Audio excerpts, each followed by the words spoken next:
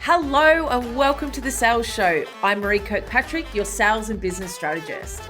I'm a mum, a wife, and a multi-business owner myself. With over 15 years experience in sales and business, I have worked with startups all the way through to multi-million dollar companies. I have seen the good, the bad, and the ugly. I love helping service-based businesses make an income as well as an impact. Let's jump into talking about all things sales and business.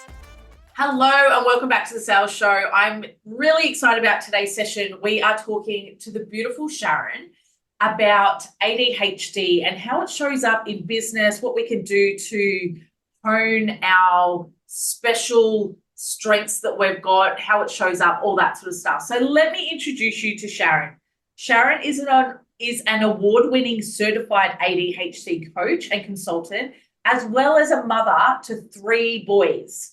Her husband and her 3 sons have severe ADHD, and so she's got that lived experience. She's passionate about making life easier with ADHD and creating home and work environments that are functional and joyful in streamlining the day-to-day tasks with innovative systems that work for the ADHD brain. Now, I know Sharon and I were talking before we hit record that I think I'm probably in this basket too, and a lot of business owners and women that I talk to are kind of in the similar boat. And we, for many years, have just assumed that it's just part of who we are and we've just kind of had to deal with it. But today I'm excited to dig in and figure out what we can do to really use it to our advantage. And as I said, use it as that superpower. So welcome, Sharon. I'm so excited to have you here. Thanks for joining the Sales Show. Thanks for having me on. I'm so excited for our chat today. Pleasure. So let's start off with the actual basics. What is ADHD? ADHD is a neurodevelopmental condition. So it is literally a brain that is wired differently. It is genetic. You don't grow out of it. You are very much, if you have an ADHD brain, you have it for life. So I'm just dispelling some myths there as well. And what it does, it affects executive function processes in the brain. So executive functions are things like short-term memory recall, time awareness, task prioritization, frustration tolerance, stress resilience. Those are the sorts of things that can be affected by ADHD. But on the flip side of that, we also have extreme creativity, ability to think outside the box, lots and lots of dynamic, incredible personality traits. And I'm going to delve into that a little bit later as well. So there's lots of really unique things that come along from this brain wiring difference. And I think even just you saying that, I remember even when I was younger and being at school, and my school reports would be things like, Maree would do much better if she could just sit and focus or stop distracting the class or all that sort of stuff, right?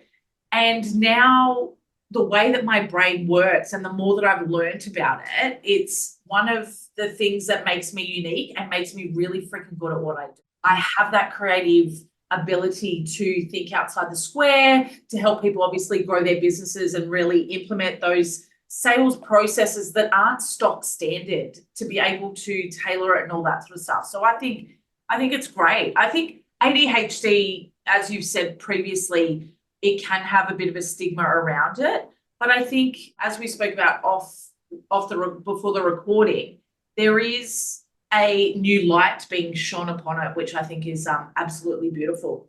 So tell me how you feel like ADHD can show up for people in business, especially business owners and things like that.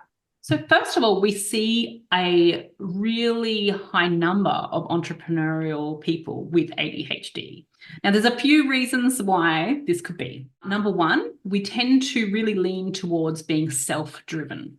So the neurotypical brain is ordered on importance, right? So the neurotypical brain is able to go like, this is really important. I'm going to do this first, which when you're looking at a worker boss scenario, that's probably a really good skill to have. Yeah. The ADHD brain is based on interest and novelty, right? So different motivation system.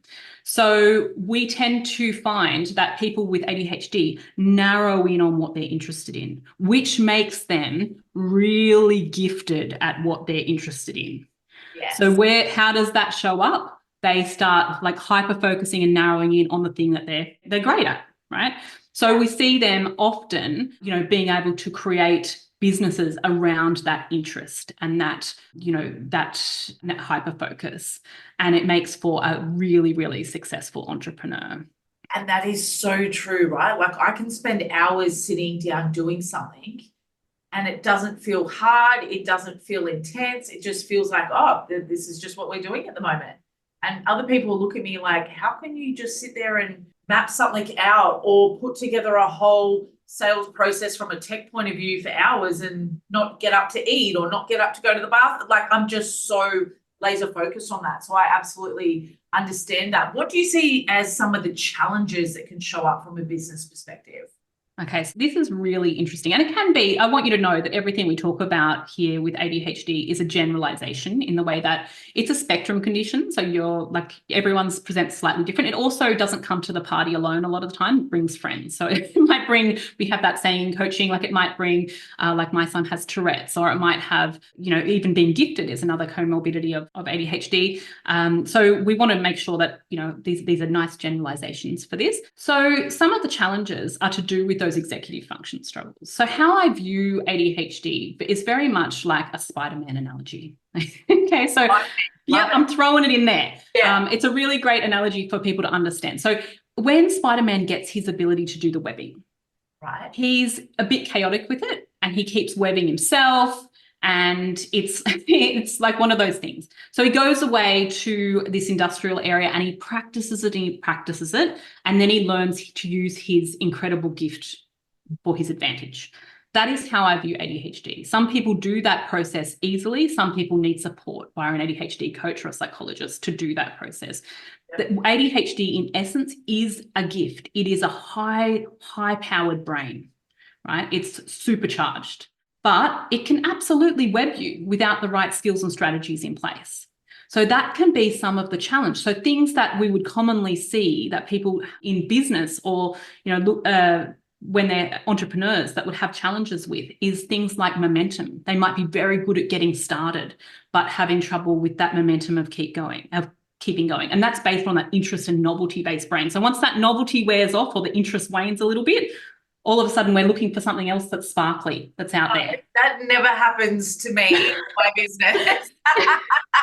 Yes. So that momentum piece can be important. Also things like stress resilience and frustration tolerance can be a bit of a challenge because nothing's more stressful than having a business, trying to make sales. And also the biggest thing that I see in women in particular is boom or bust cycles. So think about boom or bust cycles like a wave. So we're going up, we're getting a bit stressed. We're not able to recognize when we're about to burn out, then the wave breaks and then we go down and then we work ourselves back up again. And so we do this boom or bust cycle. So we're really good when we're on the up and then we burn out and we fall flat for a little while. Then we have to regroup and recover. And it's this real clear boom or bust cycle, which plays havoc with the nervous system and can be a challenge to manage. But what we're really doing is really teaching people to notice the wave and really noticing when we're on the up, because there's a lot we can do. There's a lot we can do to support our nervous systems as we go through our lovely business journeys that are, you know, I'm sure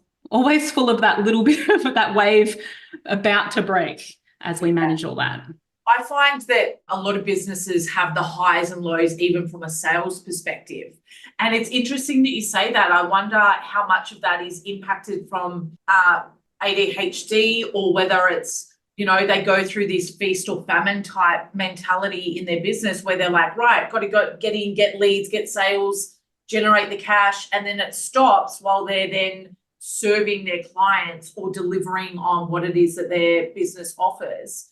And then they've got to go and climb back up that mountain to get more sales and leads and things like that coming in. So I think that's something to be really be aware of it from a business perspective as well. And it's something that I say to my clients, try and reduce those highs and lows as much as you can. They're always going to be there, but not high highs, not really high generating sales months and then no generating sales, then $0 months, and see if you can kind of even that out. And I'm assuming you would suggest that from a energy and nervous system point of view too, right?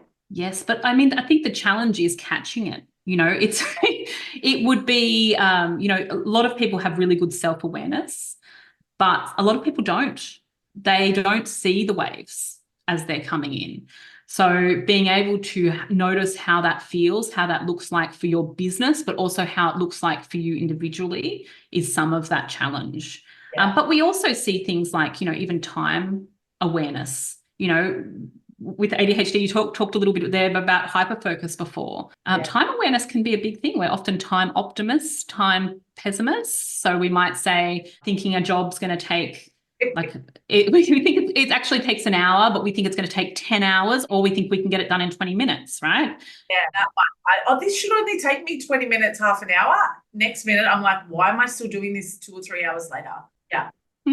But there can be some really unique challenges that come along with this. Yeah. I say to a lot of my clients to do what I call CEO dates. And so in that, there's like the business aspect of it. Go through your data, go through your metrics, go through your numbers, go through your sales, what's working, what's not working, what you can turn up, turn down, all of that. But I always say to them, include that mental side of it too, for your own physical body. Where are you at? How are you thinking? How are you feeling? What's showing up in your business in that space? Because the last thing that you want to do as a business owner is completely burn out from not being aware of your body, your mind, your nervous system, and all of that too. So tell me, how would people learn to understand more about their strengths when it comes to the ADHD? So there's a few strengths that come up consistently in our testing of people with ADHD, which is I'd love to chat about here. And really, we want to, work with someone who's had ADHD specific training to show up to work out what your strengths are, because everyone has unique strengths. I'll talk about the ones that consistently show up in a minute, but we really want to lean heavily on our strengths, because why dedicate time and energy to something that isn't your strengths? Those are the things that we should outsource, because they're just energy sucks. And if we're talking about interest and novelty, we always run with that. That's a system that works for the ADHD brain. We don't try and force it into something else. It's actually catastrophic for the ADHD brain. So things that learning about what your strengths are is important, and leaning into those. Like if there is a challenge that you're facing, thinking, okay, this comes up consistently for me, this challenge, how can I use one of my strengths? Maybe your strength is curiosity. How can I use that? I'm a really good curious person. I ask really good questions, which most people with ADHD do. So how can I use that to help me with this challenge I'm facing? So maybe I just need to have the power of the pause, take a pause, not respond straight away, and think about what are the right questions to ask. What are the questions that are going to help me, support me in this challenge? Some strengths that show up consistently are love of learning. People with ADHD love to learn. Now, this is not everyone, of course, but this consistently comes up really, really high when we're testing. And the other one is sense of fairness and justice. So we definitely like things to be fair.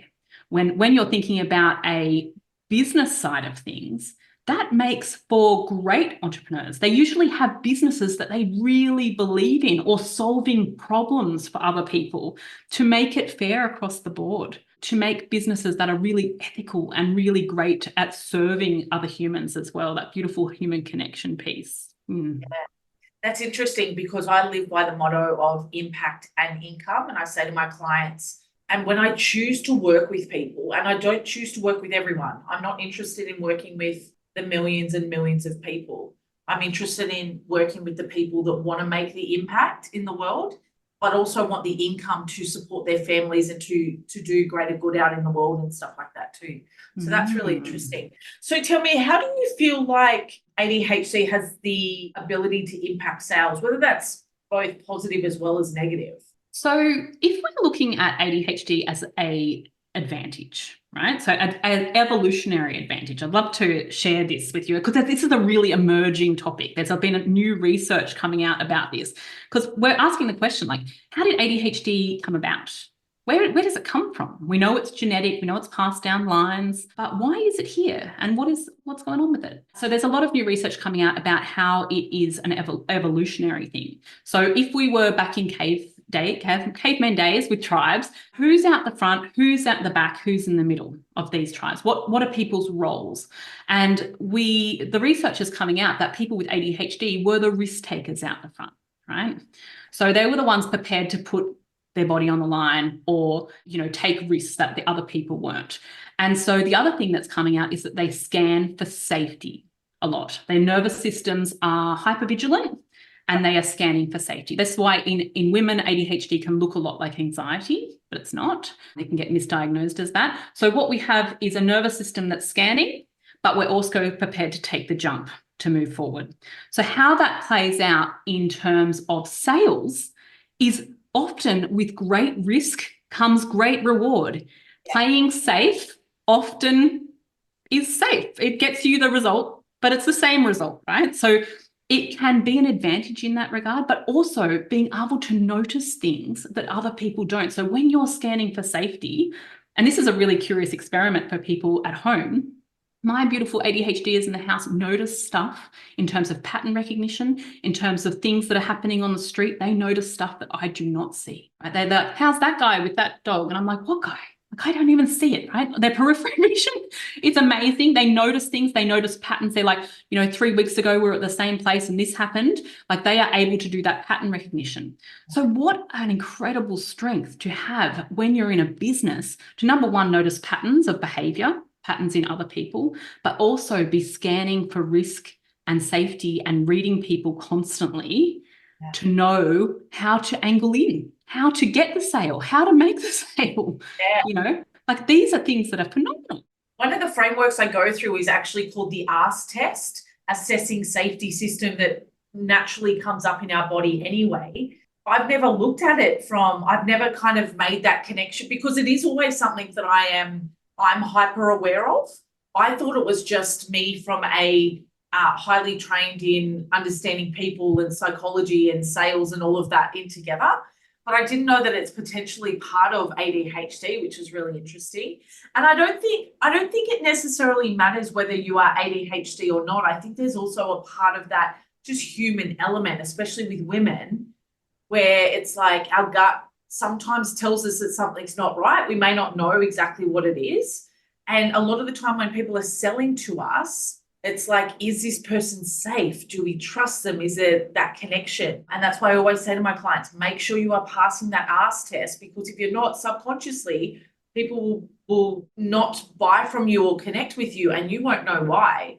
They won't come out and say, I don't know, something's just not feeling right. So putting some of those systems and processes in behind you to ensure that even if it's someone that you're selling to that has ADHD, or it's something that you're working with yourself as a business owner, I think that's really important to understand that safety element of it. Absolutely. And so do you feel like ADHD can have downfalls when it comes to selling and growing a business? I think it absolutely can. It can web you, right, without the right scaffolding around it.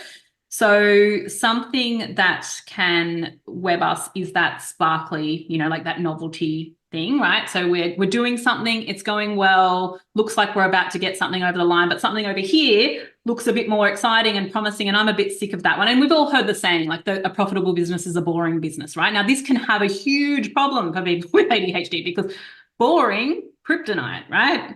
Yeah. So we're after something new and exciting. And whether that be with an existing client, they're not sparkly anymore and we're going for new people all the time, but we know that acquiring a new sale is a lot more expensive than having supporting our old clients. So maybe we forget to support our existing clients, but we go for the new one. Or sometimes it can be about this all or nothing approach. Now, we know that comes along with ADHD, we have very strong tendencies to do black or white thinking, right? So we're definite this way, or we forget about the grey, the middle ground. And so that can play out in sales too. There can be a tendency to go all in or not at all. So we can have periods of that with our sales. So we're going all in, we're hammering our marketing, we're doing all the stuff, we're acquiring all new clients, but then we just go flat and we're not doing anything for a while. So, having someone like you on their team to, check in, body double, ask them questions to get their brain back interested again, to create that momentum can be a perfect strategy, right? Because you're engaging that interest-based brain again and moving away from that all or nothing or black and white approach. I think that would also show up by people creating a lot of offers constantly. Like when you look at their offer suites or what it is that they're selling, sometimes there's like 50 to 100 of them. And I'm like, what are you doing? What are we focusing on? Like if I go into your business and I'm confused on what it is that you're selling and what your offers are, it's going to be really, really hard for your audience and your ideal clients to know how to work with you in the best way if you keep changing what it is that you're doing, or you can have a little bit of this and a little bit, and there's just too much of it. So what are some tips or advice or strategies that you could give anyone listening or even myself around the best way to manage ADHD within your business to ensure that the business is stable, to ensure that you feel comfortable in your business, as well as keep the business growing from a sales and growth perspective? I think my number one strategy is really about learning how ADHD shows up for you, right? Because everyone, it's different, and we need to know what your brand of ADHD is and how it plays out in your business to know what we're working with. Okay, so whether that be with a great ADHD passionate psychologist or an ADHD coach or someone that you can workshop this with, I can't stress to you how important this is. Because once we know what we're working with, it takes some of the shoulds out of it, right? So we do a lot of the time we beat ourselves up. I should be able to. Why can't I? You know, we're trying to maneuver ourselves into neurotypical thinking. So we're looking at other people doing it. We're comparing with other people in our industries, and we're thinking I should be. Now, we want to take that away because we don't have to try harder. We're already trying hard enough. We need to try differently. We need to try the ways that work for our brain, and how that plays out for each individual is slightly different. So we need to discover that. So if we're not dedicating any time to understanding how our brain works, we are effectively beating our heads against a brick wall because we're going to do the same, make the same mistakes, the same problems, and keep trying to look for new systems. It's almost like making a plan to have a plan. All these new systems, but not actually being able to execute any of them. So they need to be really, really tailored to that individual, and we need to have that support. The next one I wanted to, in terms of strategy, something that works really well is body doubling. So even like working with someone like yourself is essentially a body doubling strategy. So when you are doing something with someone else, it introduces interest and novelty, which allows the ADHD brain to do its best work. You go into your zone of genius. So even if it's not something like that, even it's like just working with someone else who you know on Zoom, and you say what you're doing, and then you work an hour, and then you check in at the end to see how it's going. It's a very powerful strategy to get a lot done and, you know, allow them to move themselves forward. But also in terms of actual sales, lean into what you are very strong at. What are your strengths? If your strength is human connection, that is where we want you. We want you in front of people. Don't waste time doing stupid accounts if that's not your zone of genius, right? Outsource that crap, because it will suck your life force and it will affect your bottom line in sales. We want to make sure that your zone of genius is honored. If your zone of genius is looking and hunting, like you're the hunter of the new business, get out there and do the hunting and find someone else to do the maintaining stuff. Because, you know, we don't want to put someone in a position that's not honoring their strengths. I remember when I was working in a corporate environment, and I used to be one of the leading salespeople in this business. And my goal was always to connect with people, make the sale, help them move forward. And I remember having this boss that used to be like, Maree, your paperwork and your admin is so sloppy. And I was like, I'm not the admin person. I'm the salesperson. My job is to sell, to connect, to help people to move the business forward. I'm not too interested in the paperwork. He'd be like, but you've got to do the paperwork. It's part of your job. And I was like, I don't want to do it. And I just decided that I didn't want to do that anymore. So I just focused on making those sales. And then obviously when you go into your own business, at the start, you've got to be that jack of all trades, right? Sometimes you don't have the cash flow to outsource it or things like that. But I think it's so true when you say focus on your strengths and what your zone of genius is and what lights you up, because that's the game changer. Do business your way. I think that's awesome. Cool. And what would be your final tip? I think the final tip is about self-compassion and self-kindness, right? Because I work with a lot of adults with ADHD, and they often with ADHD comes self-esteem issues. We've been, exposed to trauma, exposed to telling them that they're not right in some way. That's the world's message. But one of my favorite parts of my job is really about shining a light on the things that they do well and letting them have that self-compassion that there is so much they can do well, right? They do things that my brain could only dream of. And one of the great strategies that I can do, that I work with my clients on, is essentially called a rainbow list, right? I don't love that name, but I love the concept because Entertaining from the ADHD perspective. It sounds like a great new shiny object. Well, it's because we have a tendency to move on very quickly from our wins. Right. So the brain has a negativity bias. People with ADHD are much more likely to remember the times that it hasn't gone well, right? And so what we want to do is create a document or something, post-it notes on your wall or something that tells you about the times that you have done well and you've got it right and your magnificent moments. Because what we're doing is collating evidence to back it up, to give you that confidence that you've got this. And it's so common for us to look back and go, like, when we're feeling a bit overwhelmed, I can't do anything. These are the sales that I missed out on. But what about all the ones that you got? What about all the ones where the people are like, you got all that amazing feedback? I bet you only remember the one time you didn't get the great feedback, right? So we having a list of those, that rainbow list of all the times that you nailed it, gives you evidence to make more confident decisions in the future. And also what we celebrate gets repeated. We want to mark those quite significantly for everyone, but even more important for people with ADHD, because we know that they have taken a little bit of a beating in terms of their schooling and, trying to fit into a world that maybe wasn't wired for them as they've been growing up, but they can do incredible things. I mean, all my favorite people in the world have ADHD, and you only have to look at how many successful people with ADHD there are. There's so many, so much greatness to be celebrated, but we need to shine a light for ourselves, and we need to shine a light so we remember those really big wins, because they are. And once you start scratching the surface on that, they go, oh yeah, like I did. Like they usually lead in with the negative in coaching. Like they'll be like, oh no, this happened, this isn't working well. But then but I did get I had this really awesome win, and they'll just say it casually. And I'm like, what? Why don't you lead with that? Like, it's so amazing. So we mark it. We really, really mark it, and helps them celebrate it. And people can do that for themselves as well by creating that rainbow list so they can look back on it. Beautiful. And obviously I could tell how passionate you are about this stuff. You run the functional family business. Tell me what got you into it. How did you start it? Because from a business perspective, it sounds like you've had that both experience, like life experience, but also matched it with the qualifications. I'm curious what came first. The life experience definitely came first. Yeah. Okay.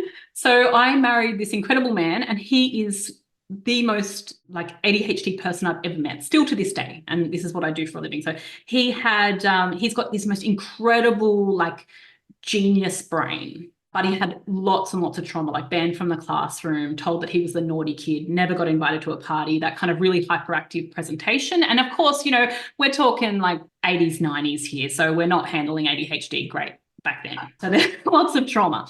And so we went on to have, I was always fascinated by his brain, what his brain was able to do. And then we had 3 boys. All of them have ADHD and various letters and things as well.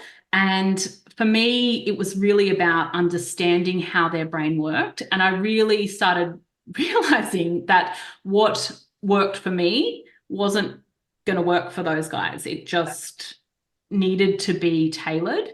And that's what started my study into ADHD. I've been fascinated by it for 15 years, like absolutely working it out, trying experiments on my poor family, you know, seeing what works for their brain, seeing what doesn't work for their brain. And now I'm in this beautiful position of being able to help. I work with adults, I work with families, you know, being able to support not only the people with ADHD, but the people who support them as well. Yeah. Because I love anything that makes life easier with ADHD and creates systems and the right accommodations for it, because it's something to be celebrated, but we need to help people have the tools to not web themselves like Spider-Man. We need to help. Executive function skills can be built. So if people are struggling with executive functions, they can be built. They're a muscle that we can build, but we need to have the right support in place. And this is an area that needs a lot of support, you know, and that's particularly for families of young kids or people who are starting out in their journey. Like this is something that we haven't traditionally done very well. So I'm super passionate about that, and also making sure that we have the right resources, the right tools in the right place for all our beautiful ADHDers. Beautiful. If someone is listening to this now and saying, oh, wow, some of the things that Sharon and Maree have spoken about kind of show up in my life, or I feel like there's some support that I could do with to help focus me and really understand more about myself to make life easier and streamline things, where would they find some information? So the best way to have a look at, you know, what the work that I do is through my website, so thefunctionalfamily.com. Have a look on there. We do private coaching, so that was where I would be working with adults one-on-one. We do parent mentoring, so if you're looking at the whole family unit, and we get a lot of business owners through, a lot of business owners through, because you know, we really want to show them where their strengths are and create that right systems for them to show the world how amazing their brains are. So if they're feeling that consistent overwhelm or stuck in that boom or bust cycle, you know, it is time to reach out for support. If you want to know how your brain is wired and how that shows up for you, there's so much power in that, and there's so much to be excited about. Like this is a game changer. Yeah, and I love the relationship between, you know, like you setting up the systems and the support around people to get the best out of them. And I feel like I do the same from a business and sales perspective. And so I think marrying those two together is just beautiful, beautiful relationship. Well, thank you so much for joining us today on the sales show. I think there's a lot in there that people can use and to implement. I know for myself, I will be going away and, you know, digging a little bit deeper and understanding what else I can do to support myself and keep myself laser focused to grow and help more people and things like that as well. So I really appreciate your time today, Sharon. And until the next episode of The Sales Show, we look forward to seeing you soon. Bye. Thank you so much for listening to this episode of The Sales Show. Please share it on social media for your friends to see, and make sure you tag me at Maree Kirkpatrick so I can personally say thank you. If you would like to show me some love, leave me a review on Apple Podcast. I'd love to hear from you. Email me at podcast@mareekirkpatrick.com. And if you would like to work with me further or see any of the free resources mentioned on today's show, they can be found at mareekirkpatrick.com. I truly hope this podcast provides useful information and so much value to you so that you can build a business with impact and income.